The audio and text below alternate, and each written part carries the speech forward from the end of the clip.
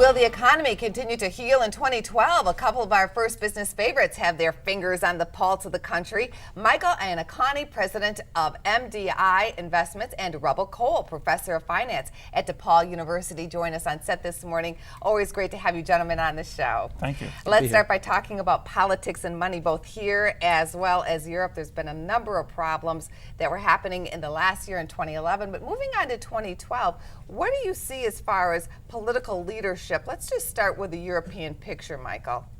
Well, you know, everyone knows what the problems are with the European leadership, and they're not fixing them. They're not coming up with wonderful solutions. So every time they don't do something that we're expecting them to ultimately do, our stock markets have a hiccup. But is this slow drag detrimental to the U.S. economy, Rubble?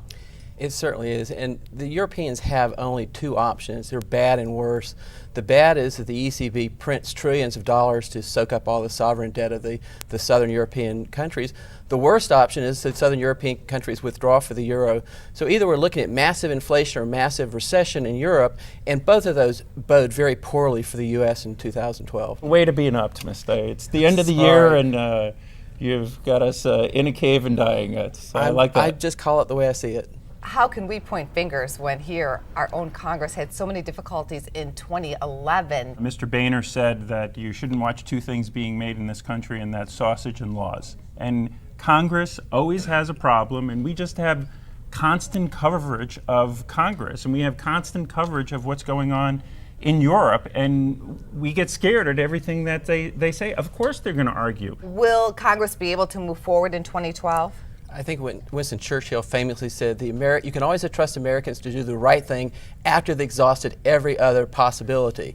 And I think you're going to see political gridlock through November. We're going to have a referendum on the economy in November, and then we're going to either have the Democrats be reelected, return to power, in case I think we're going to have massive inflation, or we're going to have the Republicans take over, and we're going to have a massive recession. Let's move forward to home improvement. What will happen with the housing sector? What do you suspect is out there? There were some decent numbers that came in toward the end of the year in 2011, especially with construction. I think that housing is beginning to pick up. There is this, I know my compatriot here is going to say that foreclosures are going to depress markets, and they will in certain circumstances, but the economy is beginning to grow. I think it's going to grow at probably a 2.5% to 3.5% rate, and that's going to be uplifting for certain markets around the country.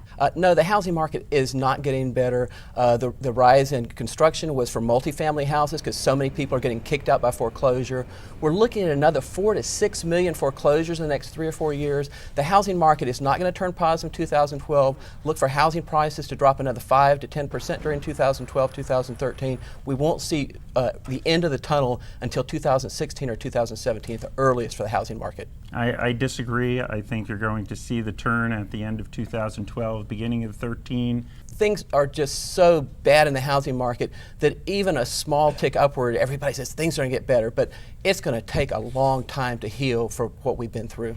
Do you see any hope at all for corporations, though, Rebel? In 2011, by mid-year, corporations were holding $850 billion in cash. Corporate America has done good. This has been a great recovery for Wall Street and a terrible recovery for Main Street. Main Street's still in recession. Wall Street's had a great run, and that's why you see the Occupy Wall Street was so prominent in 2011. The 99% are still suffering. The 1% are partying.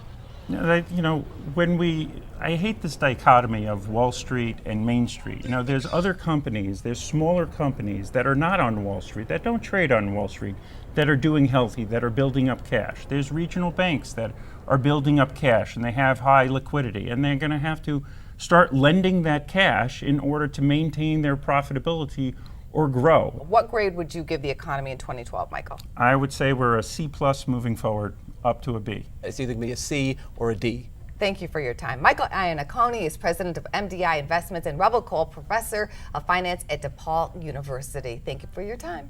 Thank you.